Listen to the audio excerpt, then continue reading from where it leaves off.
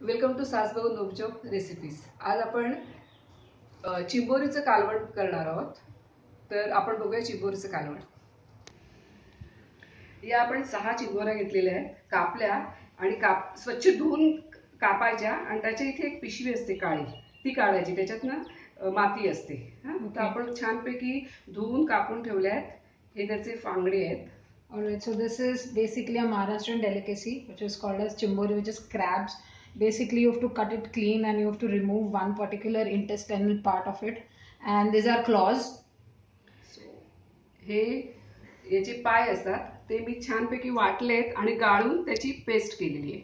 So basically, the secret of this recipe is not even a single part of the crab should go waste. So the legs of crab basically is grinded, and then you can see the paste here.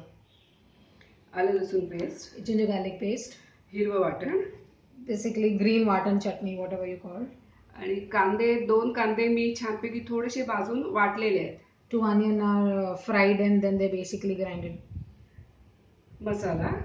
मसाला, धणे जिरे powder, coriander powder, हळद, turmeric, थोडीशी चिंच, tamarind, मीठ, salt, थोडासा गरम मसाला, then you will see some garam masala, आणि थोडासा आपल्याला चण्याचं पीठ लागेल, and some gram flour, oil. तर आता आपण बघूया। Let's start and begin the recipe. आपण जवळजवळ 3-4 चमचे तरी तेल टाकायचे। 3 to 4 tablespoon oil. त्याच्यात हे then the garam masala in it, ginger garlic paste, fried onion paste.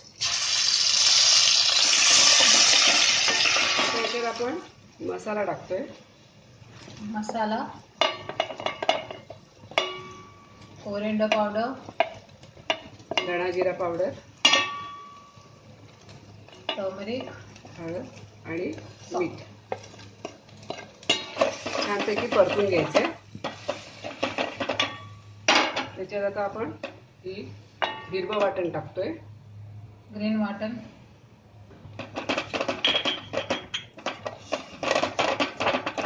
green chutney basically, and then हे परतलं ना की हे आपण वाटलेलं आहे ना, रस काढलेला आहे, that this is basically the leg which is grinded well, so that should be mixed. आणि आपण नारळाचं दूध पण coconut milk. मी नारळ वाटते आणि वरचं सगळा चोथा काढून घेते। थोडं पाणी टाकूया, some water.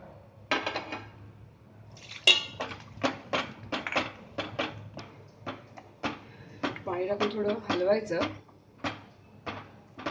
आणि त्याच्यात आपण आता चिंबोऱ्या सोडतोय।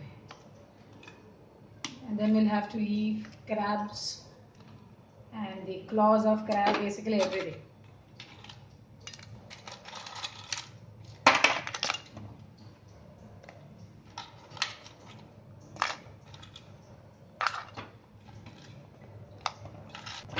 आता बघा या सगळ्या टाकलेल्या आहेत।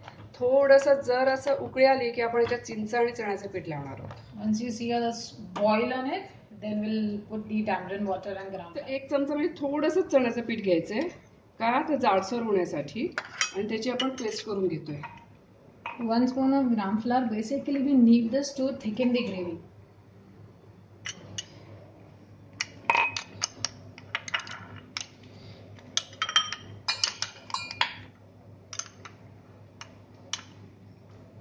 आता याच्यात आपण चिंच टाकतोय, आपण चिंचेचं पाणी टाकतोय, Tamarind water into it. थोडं हलवून घ्या, Stir it. आता चिंबोरी शिजली कशी कळायची? याचा कलर आहे ना बदलून, शेलचा कलर लाल लाल होतो। बघा, Okay. शेल आहे ना, हे असं लाल बाहेर So होते। you would have seen that initially when we put this crab, it was brown in color, and once it is well cooked, the indication is that the shell turns red. आता आपण थोडंसं याच्यात हे चण्याचं पीठ टाकतोय। Gram जर flour. तुम्हाला आवडत नसेल नाही टाकलं तर चालेल, This is optional basically.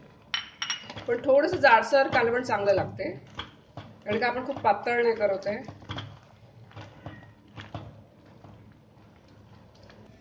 Wow guys, doesn't it look amazing and yummy? So our crab curry is ready and ready to serve. Guys, like, subscribe, comment, share, and we need your support. Thank you. आपली ही चिबोरीची कालवण तयार आहे. तर तुम्ही बघत राहा Sasbahu नोकझोक recipes.